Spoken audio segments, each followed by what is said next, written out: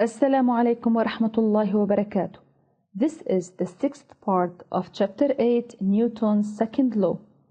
At the end of this chapter, you're going to be able to derive the equations of motion of a freely falling object considering the projectile motion of the oblique launching. Let's remember from the last videos, a freely falling object is any object moving under the action of its weight only. In a free fall, the motion doesn't depend on the mass and shape of the object. We have mentioned in the last video that we have different cases to study in free falling body, and we discussed the vertical launching in different cases.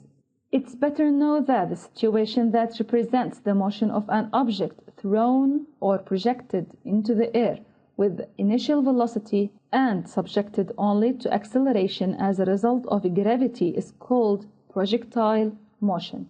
In this video, we are going to study the general case of projectile, which is the oblique launching. This case is considered a general case that we can deduce the study of all other cases of a free-falling body. To study the case of projectile, we chose the following situation where a footballer kicks the ball from ground and the ball follows a curvilinear path before it falls again to the ground.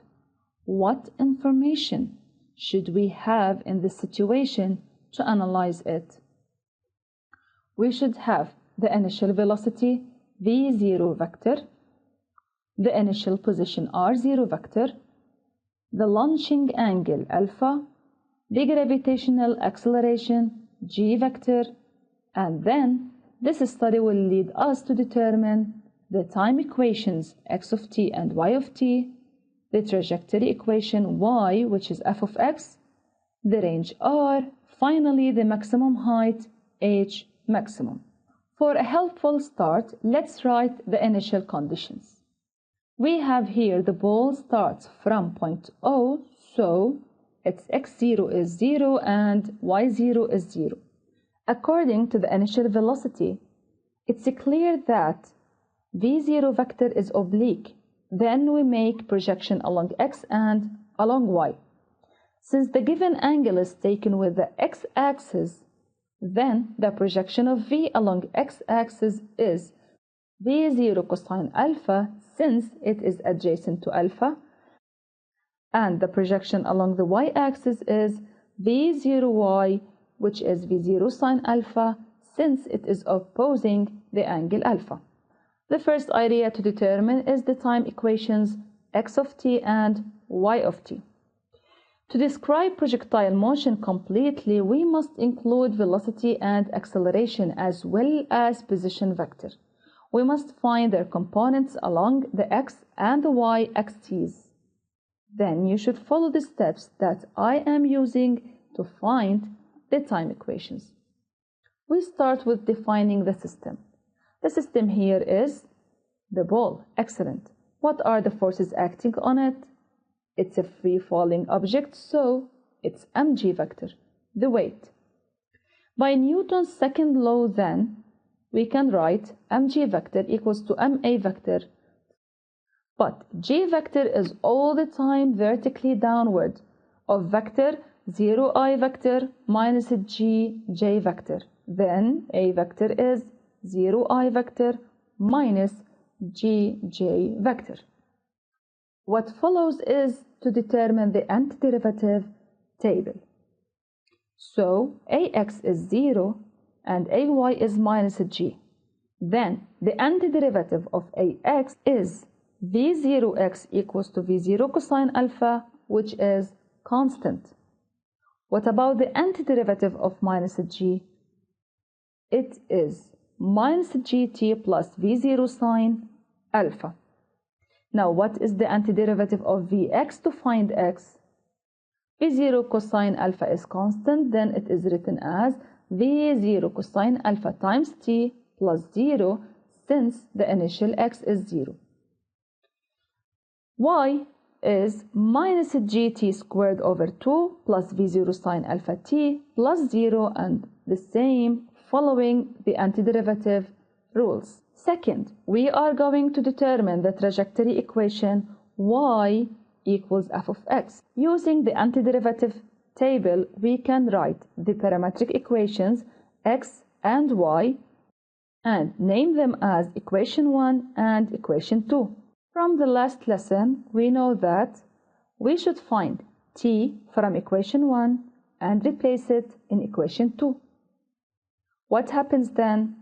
It is written as such: y equals 2 minus g over 2 into x over v0 cosine alpha squared plus v0 sine alpha times x over v0 cosine alpha. We know that sine alpha over cosine alpha is tangent alpha.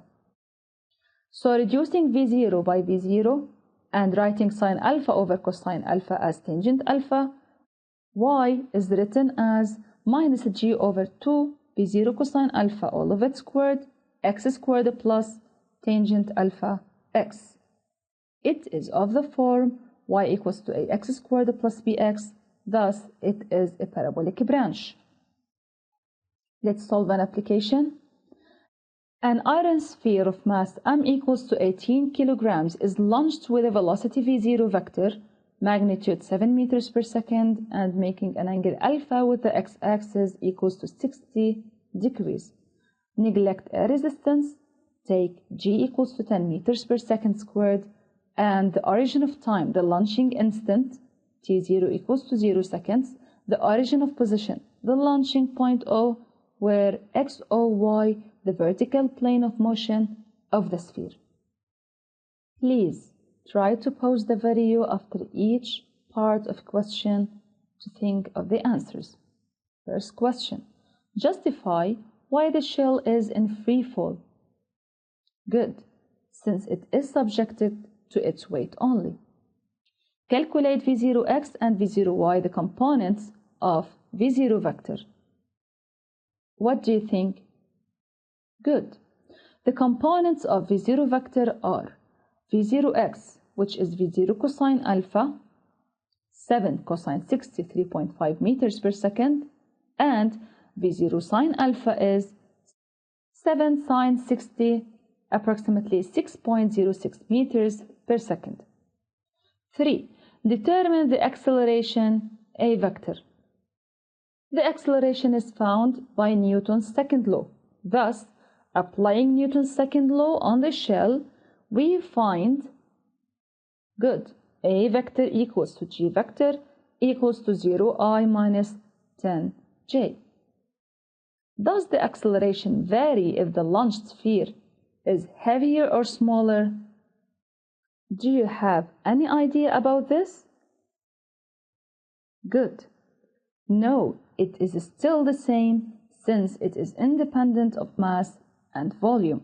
Determine the parametric equations x of t and y of t. Writing the antiderivative table, we can use the antiderivative to find the antiderivative of 0 as v0x. It is 3.5. We have found it before. Antiderivative of minus 10 is minus 10t plus v0y, which is 6.06. After that, make the antiderivative of vx to find x, and it is 3.5t since x0 is 0. At last, y is the antiderivative of vy, and it's minus 10 over 2t squared, which is 5t squared, plus v0y, which is 6.06t plus y0, and it is 0. The final question is, did use the equation of trajectory. Such part is not new to us because we used to solve like this in chapter 7. So we have x equals to 3.5t, we find t in terms of x, we replace it in the y equation, and the final equation is minus 0.408 x squared plus 1.731 x, which is a parabolic branch. The third idea to determine is the range, which is somehow new to us. The range is the horizontal distance traveled by the projectile between the launching point O and the point of the same level A. They have same level, so they have same ordinate. To calculate the range, first note that the unknowns in the trajectory equation are x and y only, and if you know one of them, you can get the other. In addition, point A belongs to the trajectory, then its coordinates verify the equation of the trajectory. How can I find the range? We know that YA equals to Y0 equals to 0, then it is easy to find XA. Replacing this Y in the equation, we can take X common. We find that we have two solutions. X equals to 0, which corresponds to the launching point O. The other X can be found from minus G over 2 into V0 cosine alpha all of it squared X plus tangent alpha. Solving this part, we can find that X equals to XA equals to R, which is tangent alpha over G over 2 into V0 cosine alpha all of it squared.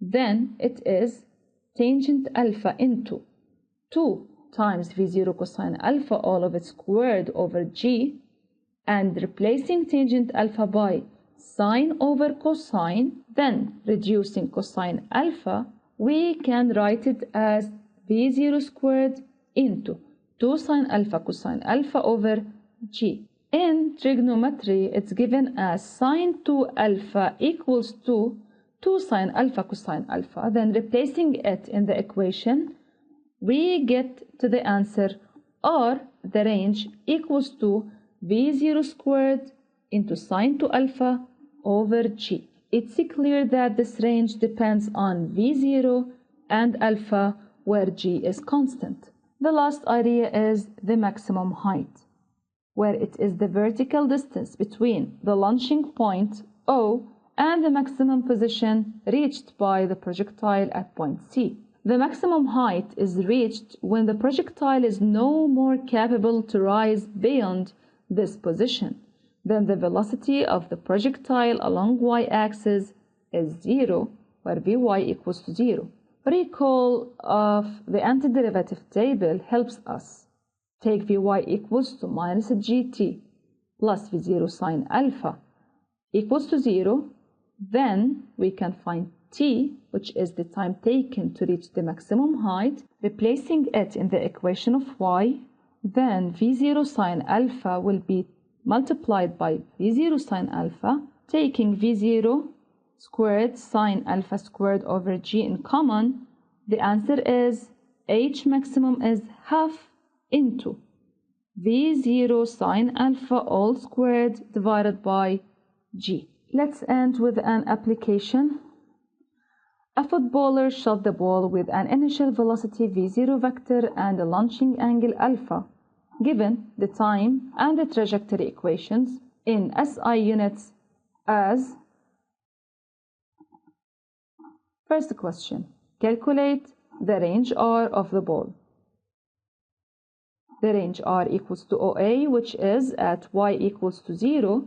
Then writing the equation of trajectory equals to 0 and using the calculator, we can find the range.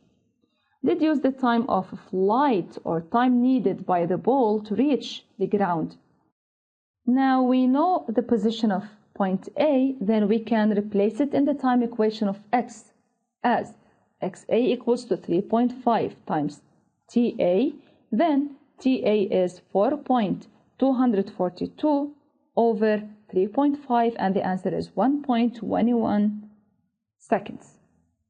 Calculate the maximum height reached by the ball. We start with Vy equals to 0, we find the time, replace it in y, and finally H maximum is 0.642 meters. This is the end of the video. You should practice everything mentioned in this video and study these definitions. Thank you for watching.